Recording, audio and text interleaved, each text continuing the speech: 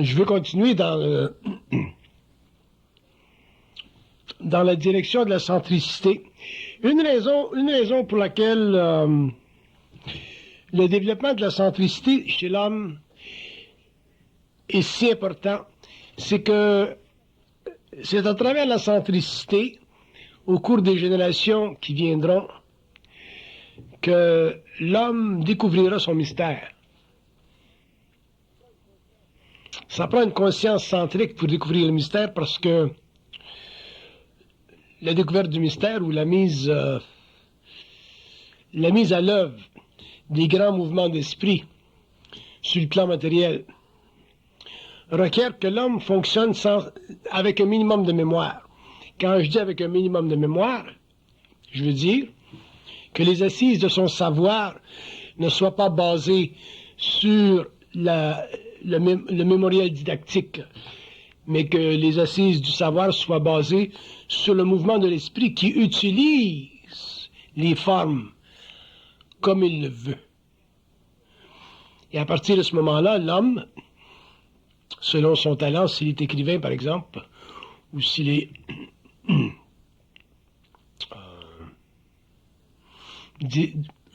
une sorte de dirigeant d'information ou de créateur d'information, l'homme pourra avec le temps en arriver à construire de nouvelles architectures du mental. Et c'est à partir de ces nouvelles architectures que le mystère humain sera totalement développé, que les plans de vie, les plans de la vie seront facilement accessibles à sa cognition, et que l'homme finira éventuellement à pouvoir développer des structures mentales intelligentes qui lui permettront, en retour, de bien comprendre le monde animal, le monde des plantes, le minéral, l'humain et le surhumain. Sans parler des mondes morontiels. Donc, quand on parle de centricité, on ne parle pas simplement de centricité dans le sens personnel du terme, mais on parle de centricité comme une force motrice de l'intelligence. Mais avant d'atteindre cette centricité ou ce degré requis pour être vraiment créatif sur le plan mental, il faut savoir se réinventer, parce que la réinvention de soi va nécessiter que l'homme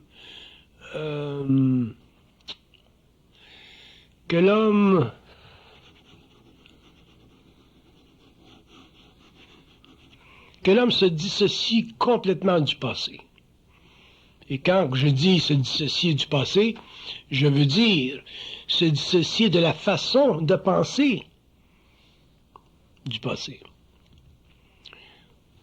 Le passé, chez nous, a une grande emprise. Et les façons de penser qui font partie du passé ou de l'histoire ont chez nous une grande emprise, parce que les structures mentales qui font partie des littératures académiques ou des littératures anciennes sont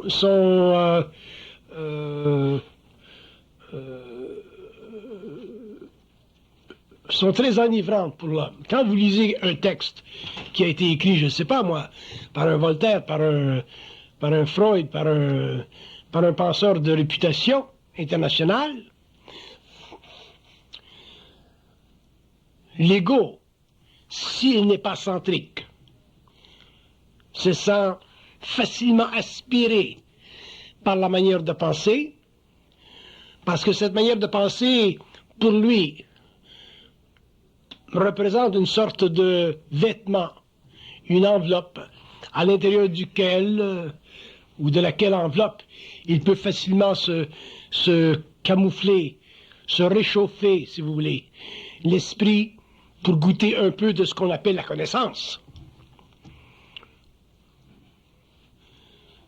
Quand vous lisez les philosophes, quand vous lisez, je ne sais pas moi, Schopenhauer, quand vous lisez Nietzsche, ces hommes ont eu de grandes intuitions. Et si l'homme n'a pas la centricité voulue pour pouvoir lire ou dialoguer ou partager une réflexion avec ses penseurs, il est absorbé par eux. Et c'est là que vous développez des opinions philosophiques, des opinions basées sur certaines idéologies, donc des opinions qui appartiennent au passé, et que vous formulez votre personnalité en termes d'assises qui ne sont pas enracinées dans la lumière de votre être. Donc vous n'avez pas d'identité. Vous êtes peut-être bien éduqué, vous allez citer facilement des penseurs, des écrivains, vous allez citer les lettres, vous allez citer les versets, mais vous ne connaîtrez pas l'esprit des versets.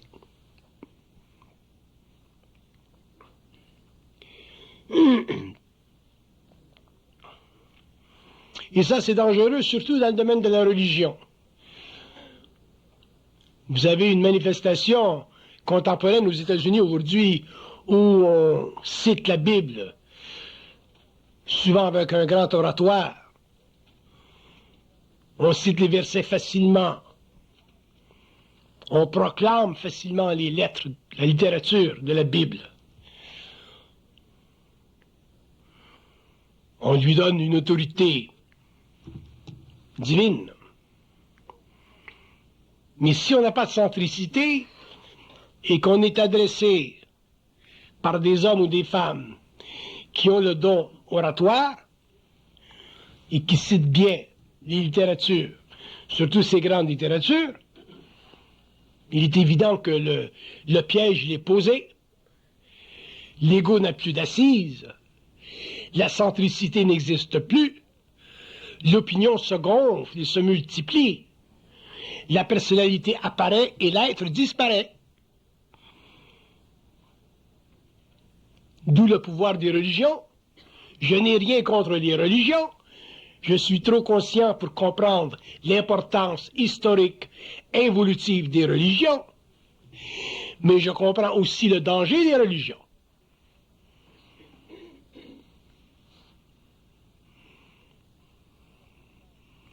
Il faut, dans un sens, applaudir Rome, le Vatican aujourd'hui, pour avoir osé aller contre ces anciennes façons d'être et d'approcher le monde, l'humanité moderne, intelligente, et de dire, franchement, devant les peuples, que l'Église a fait des erreurs. Bon, c'est déjà quelque chose de bien. Parce qu'en général, les religions n'ont pas suffisamment d'aplomb ou de pouvoir ou de fondation pour diffamer leurs actions en public. Pour dire quoi? Pour dire que c'est très important, que ce sera de plus en plus important au XXIe siècle, 22, 23e siècle, avec l'évolution de l'humanité, où nous verrons surgir de l'esprit de l'homme toutes sortes de constructions, de plus en plus scientifiques, de plus en plus mesmérisantes, où l'homme aura besoin de prendre une position par rapport à lui-même et pour lui-même. Quelle position la femme moderne du XXIe siècle prend-elle face à l'avortement? Si elle prend une position sociale, elle prendra une position qui est favorisée par l'Église. Je n'ai rien contre ça. Ça fait partie de la mission sociale de l'Église, de protéger les pauvres contre de trop grandes aberrations. Mais sur le plan de l'individu, sur le plan de l'être, sur le plan de l'homme ou de la femme, qui peuvent émotionnellement prendre sur eux-mêmes la totalité de la responsabilité de leurs actes, parce qu'ils ne souffrent pas de la décoloration de leurs opinions, à ce moment-là, c'est une autre question. L'euthanasie, c'en est une autre. Là où les hommes, où les sociétés seront obligés de débattre l'éthique, la philosophie de l'euthanasie, l'homme conscient, concret, réel, fondateur, n'aura pas des générations et des siècles à se demander le oui ou le non par rapport à cette question. Il devra facilement en prendre une position lorsque viendra le moment, au cours de son existence, où l'euthanasie sera probablement le seul acte au cours de sa vie où il aura carrément réduit les souffrances de son frère. Mais à ce moment-là, ce n'est plus un acte de philosophie, ce n'est plus un acte philosophique. Parce que l'acte philosophique a des retentissements sur le plan social. Et je comprends que les juges, les avocats, les prêtres, les citoyens, les concitoyens sont obligés de considérer toutes les vertus, les absences de vertus de certains actes qui caractérisent la nécessité de l'exploration de la vie ou de la mort. Ça, je comprends. Mais sur le plan individuel, de l'homme seul, par rapport à lui, face à lui, en fonction de lui, capable de supporter jusqu'à l'extinction de sa réalité l'acte qu'il pose, cette question d'euthanasie n'est plus une question, c'est simplement un moment décisionnel que lui prend parce qu'il est libre sur le plan de la volonté, parce qu'il n'est plus sujet aux vicissitudes de la mémoire de la race. Donc viendra au 21e siècle, 22e siècle, un temps où l'homme conscient sera obligé de prendre des décisions. S'il n'est pas capable de se réinventer, s'il n'a pas appris à se réinventer, c'est-à-dire s'il n'a pas appris à développer ses propres structures, ses propres architectures mentales, parce qu'il a pensé constamment avec les pensées des autres, et qu'il n'a pas été capable d'exploiter son propre soupir, son propre esprit. Comment voulez-vous que cet homme fasse face à de nouvelles données qui seront le résultat de l'inquisition de la science, lorsque la science dit, moi, en tant que prêtresse, moi, en tant qu'agissante au sein de la matière, j'ai le droit de créer une nouvelle forme humaine? Qu'est-ce que l'homme dit devant cette mise en plan d'une nouvelle constitution humaine et philosophique? S'il n'a pas de centricité, il est perdu. Il court aux quatre coins du monde, il cherche les philosophes, il cherche les théologies, il cherche les appuis pour voir si le cloning est juste, va dans la direction des lois de Dieu ou contre les lois de Dieu. Et s'il n'est pas suffisamment intelligent pour savoir que Dieu en soi, ça n'existe pas, que c'est simplement une création psychologique de l'ego, parce que l'homme est incapable de supporter sa propre infinité, à ce moment-là, il est porté disparu dans le flot inestimable et incessant des conneries humaines. Donc la centricité, ça sera très important demain. Aujourd'hui, on l'aborde. Aujourd'hui, ça nous déborde. Mais un jour, ce sera aussi important pour l'homme de savoir ou de reconnaître le degré de centricité qu'il a, que ce fut important au cours des siècles des grandes lumières, pour l'homme de savoir ou de penser qu'il pense, donc qu'il est. Ces petites lectures philosophiques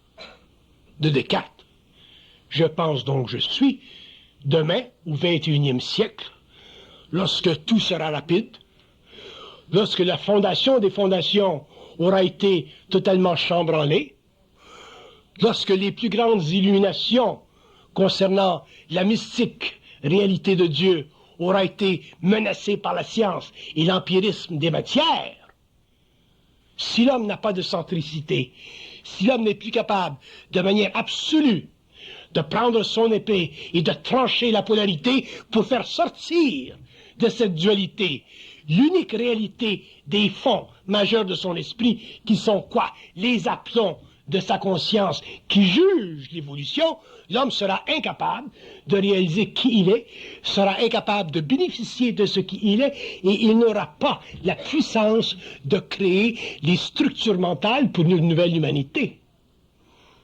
Donc non seulement les philosophies seront éteintes, mais dans le grand siècle des grandes annihilations, où probablement les grandes matières, les grands continents, les grands feux auront finalement remplacé la paisible idéologie du XXe siècle, relativement parlant, l'homme sera seul, l'homme sera très seul, parce qu'il n'aura pas l'appui de l'extérieur, qui se sera effondré dans la confusion, et il n'aura pas non plus son propre appui, parce qu'il n'aura pas voulu ou cherché à regarder profondément en lui où se situe le vrai caractère, le caractère réel de sa constitutionnalité humaine, c'est-à-dire sa capacité de juger absolument.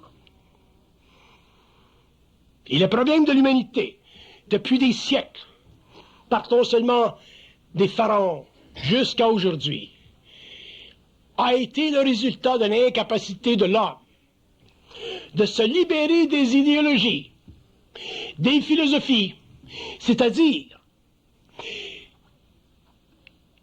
des pensées qui lui ont été prêtées en attendant que de nouvelles viennent. Alors que s'il avait été homme, s'il avait été réel, s'il avait été libre, s'il avait pu savoir qu'il sait depuis très longtemps, depuis très très longtemps, les Romains auraient disparu. La Renaissance se serait ramifiée. Le modernisme, le matérialisme, des nouvelles lumières se seraient ajustés. Et à la fin du XXe siècle, probablement, nous aurions eu un siècle de grande puissance créatrice. De grands fléaux auraient été mis de côté, arrêtés. Nous n'aurions pas vu le cycle équirien, parce que nous n'aurions pas cru. Mais nous avons tellement cru, voulu croire, aimé croire. J'ai vu de grands panneaux quand le pape venait à Montréal. Croyez!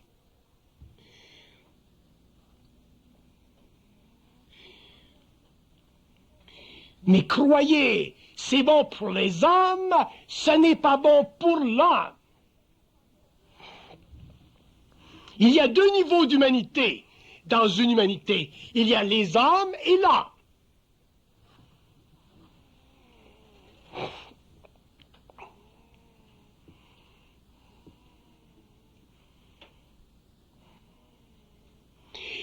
Et l'homme ne peut pas appartenir aux hommes.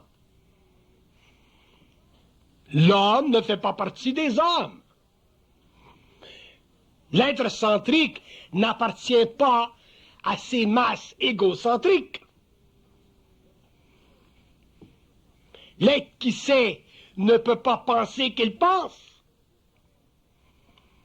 Donc toutes ces réalités, tous ces paramètres convergents qui ont été expliqués depuis des années font partie d'une structure cristalline qui sera demain la définition réelle de l'homme, parce que ce sera l'homme qui l'aura, cette structure développée. Elle ne sera pas l'issue d'une longue histoire. Elle ne fera pas partie des secrets ésotériques d'une science parachevée. Ce sera une structure vivante, incessamment créative, toujours palpitante, jamais morte.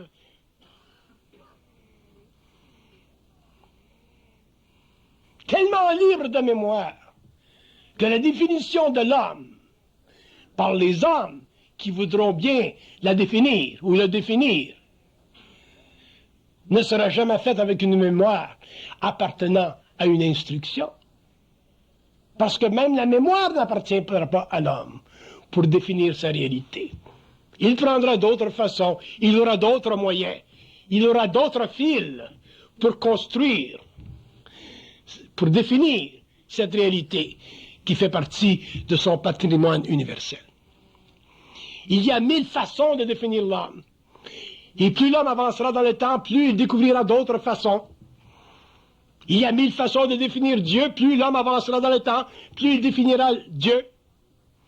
Il y a 1000 façons de définir tout parce que la diversité fait partie de la réalité des mondes.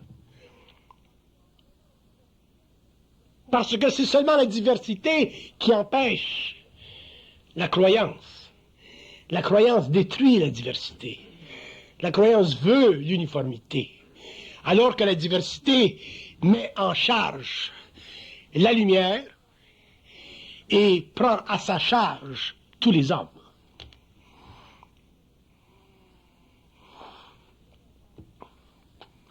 Mais nous n'avons pas su, dans le passé, bénéficier de la diversité parce que nous avons été influencés par elle à travers la croyance. Nous avons cru que parce que nous étions noirs, nous avions une préférence devant les dieux. Nous avons cru parce que nous étions chinois que nous vivions dans le Middle Kingdom. Nous avons cru parce que nous étions français que nous avions une destinée spéciale. Nous avons cru parce que nous étions anglais que nous avions un rôle à jouer à l'échelle de la planète. Nous avons cru parce que nous étions américains que nous devions dominer par capitalisme. Autrement dit, nous avons cru pendant des siècles que les opinions issues de la divergence, issues de la diversification, étaient des opinions valables, alors que ces opinions ne servaient que temporairement les intérêts des peuples. Mais lorsque l'homme deviendra conscient, lorsque l'homme verra la diversification comme un moyen, sur le plan cosmique, d'échapper à la domination péremptoire des États, des royaumes, des règnes, pour permettre au feu sacré de la vie de s'expansionner constamment à travers les univers locaux, de s'expansionner constamment à travers les temps, afin de créer quoi dans le temps? Afin de créer quoi au cours des longues périodes? Afin de créer quoi au cours des siècles et des millénaires? Afin de créer un point de lumière qui ne pourra jamais s'éteindre, c'est-à-dire qui ne sera jamais capable d'être dominé par une autre lumière. Et ceci, c'est la réalité de l'homme. C'est sa centricité. C'est sa capacité d'être juge. C'est sa capacité d'être absolu. C'est sa capacité de dire le réel se définit comme ceci, dans la mesure où la définition ne permet pas que l'on domine celui qui a reçu la définition. Le plus grand danger chez l'homme, c'est la domination. C'est l'histoire des âges, la domination.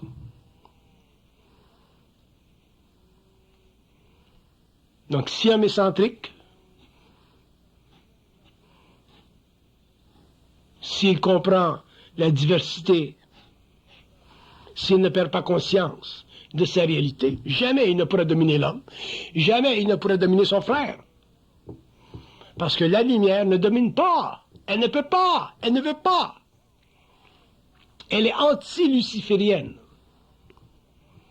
Elle est anti-mort, anti-mortalité, anti-matérialité.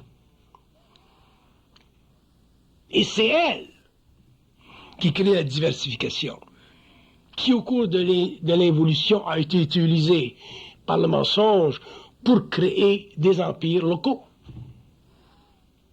On n'a pas voulu de diversification.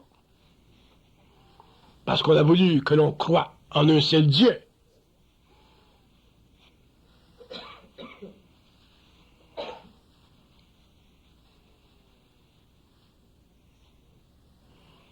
Donc la centricité permettra à l'homme de mettre un terme à cette conjugation des formes. L'homme saura se réinventer dans le processus et éventuellement réalisera qu'il est très intelligent. Qu'est-ce que ça veut dire, être très intelligent? Être très intelligent, ça veut dire 5 choses. Premièrement, ça veut dire être seul. Si vous n'êtes pas seul, Si vous n'êtes pas capable de supporter d'être seul, si vous n'êtes pas capable de supporter d'être seul à penser ou à savoir d'une certaine façon, vous ne pouvez pas être intelligent.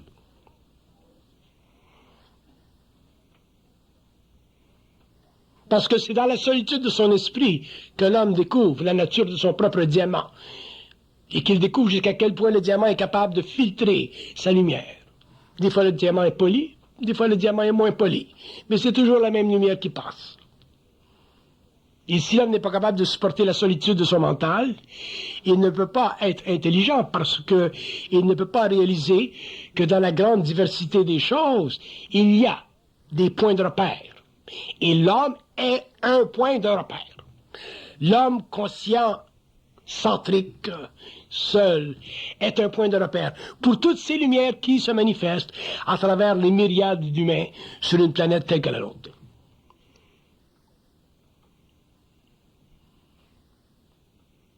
Donc, techniquement, être seul, se savoir seul,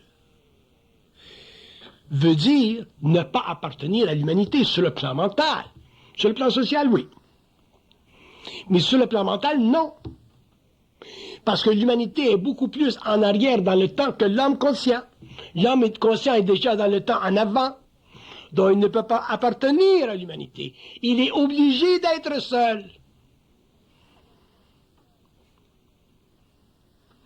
Et si jamais dans l'avenir, dans les siècles à venir, dans beaucoup de siècles à venir, l'humanité était consciente, l'homme ne serait plus seul, et la civilisation telle que nous la connaissons ne pourrait plus souffrir d'être humaine.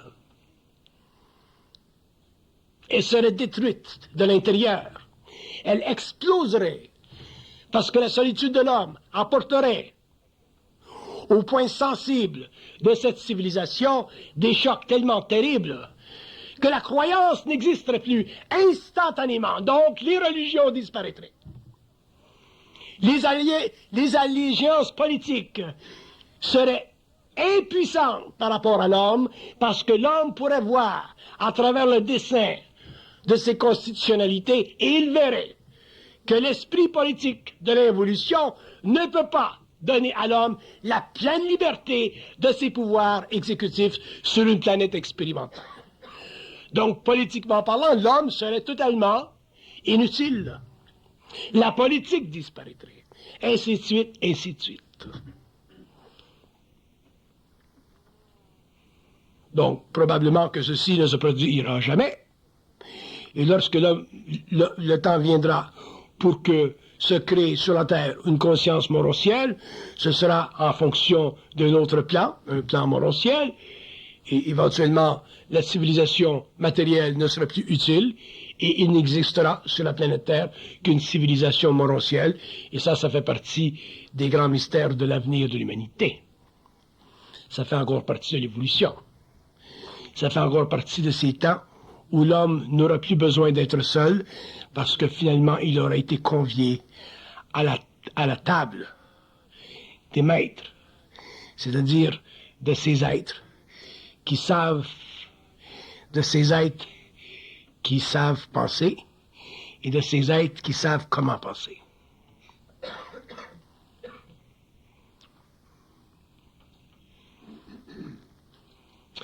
À partir du moment où on sait comment penser, c'est intéressant de penser. Pourquoi? Parce que on ne perd plus notre temps. On ne fait plus perdre le temps aux autres. Et en plus, et surtout, on ne cherche plus à dominer les autres. À ce moment-là, penser, c'est intéressant. C'est comme demander à l'homme de venir à un buffet et de goûter à une nourriture qui est libre, qui est gratuite.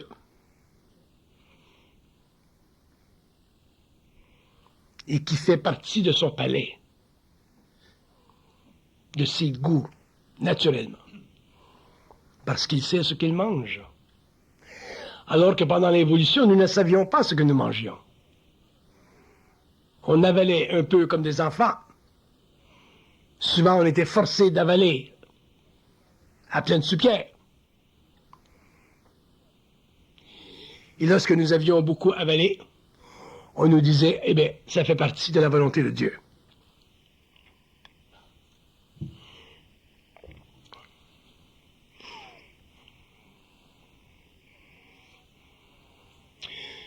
Donc, pour se réinventer, il faut avoir mis le doigt sur le point sensible de notre réalité.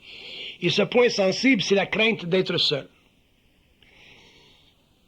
Et si vous avez la crainte d'être seul, vous aurez d'autres craintes. Vous aurez la crainte de ne pas être écouté.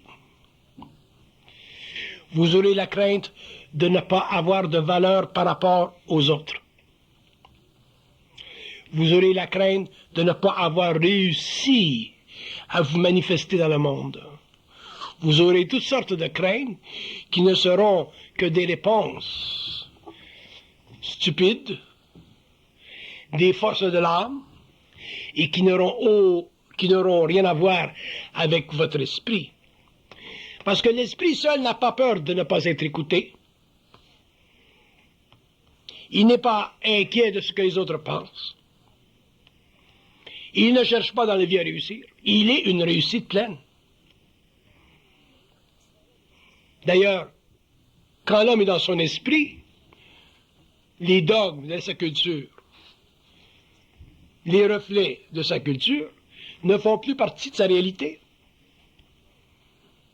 Donc, c'est un quoi?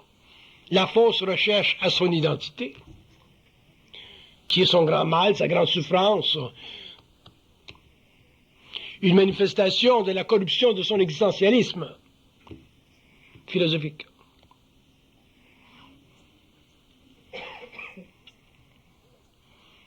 Seul ne veut pas dire seul. Seul veut dire sans crainte d'être seul.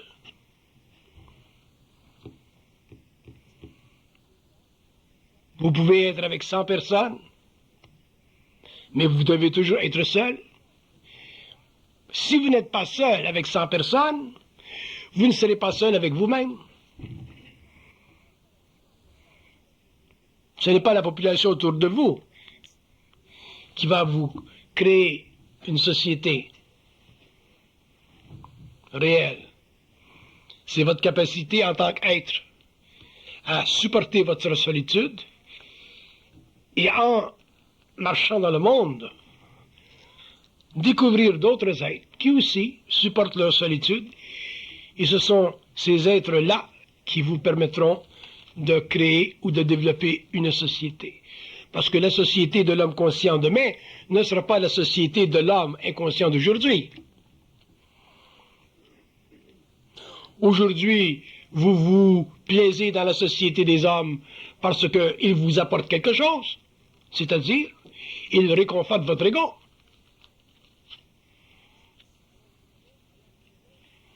Alors que demain, vous serez dans la société d'hommes, ou des êtres, qui ne seront pas là pour réconforter votre ego, mais qui seront là parce qu'ils sauront les mêmes choses que vous.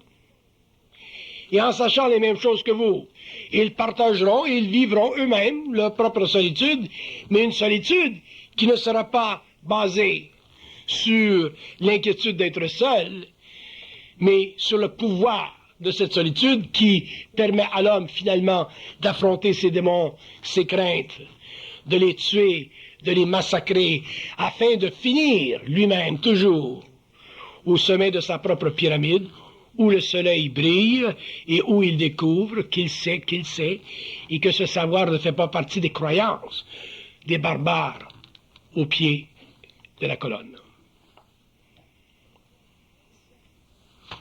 Pourquoi je ne suis pas gentil, et pourquoi je dis les barbares? Non pas parce que je n'aime pas les barbares, mais parce qu'il faut donner un statut aux hommes qui n'ont pas réussi au cours de l'évolution à se libérer des forces de l'âme, de la psychologie animale, qui veut que l'on soit bien seulement lorsque l'on est supporté par les aboiements des autres, qui, de leur son, dans la nuit, dans la pénombre, nous font savoir que eux aussi sont seuls, mais ne comprennent pas leur solitude, en souffrent. Ils ne sont pas capables de se libérer de la crainte fondamentale de tous les hommes, celle d'être seuls. Les hommes ne connaissent pas la solitude parce qu'ils lui ont donné un nom qui est affreux. Et le nom qu'ils ont donné à la solitude, c'est celle de ne pas être compris, celle de ne pas être aimé, celle de ne pas être écouté. Mais ça, ce n'est pas de la solitude. C'est simplement, si vous n'êtes pas compris, si vous n'êtes pas écouté, c'est parce que vous voulez être compris, vous voulez être écouté. Si vous voulez être compris, écouté, aimé, chéri, trouvez-vous les animaux, mais oubliez les hommes.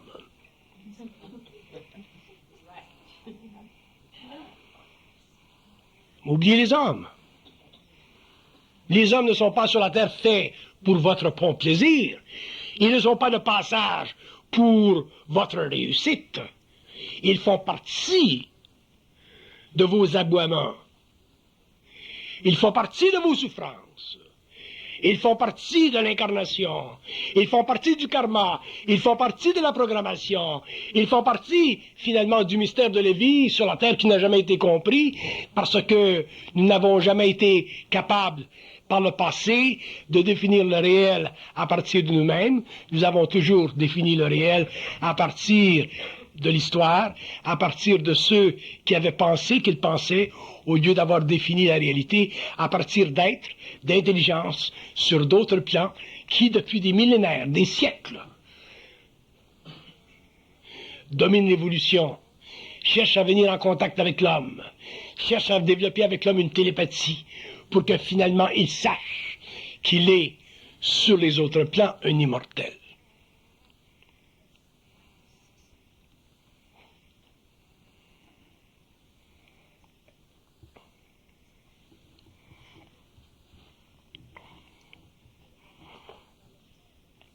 Je regarde souvent, malheureusement, la situation du peuple sémite durant l'Holocauste hitlérien.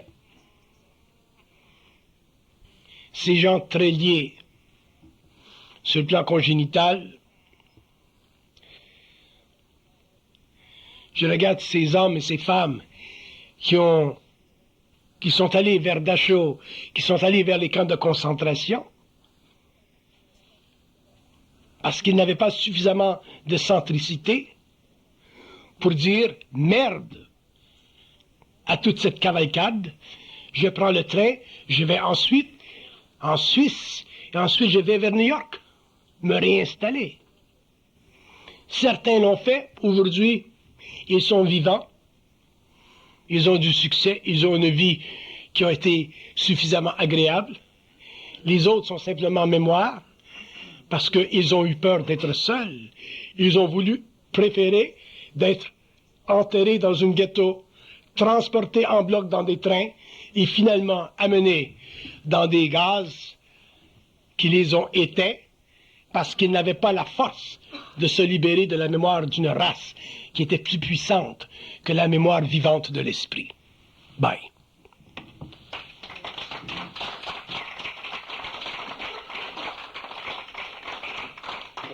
Si vous avez des questions, on ferme.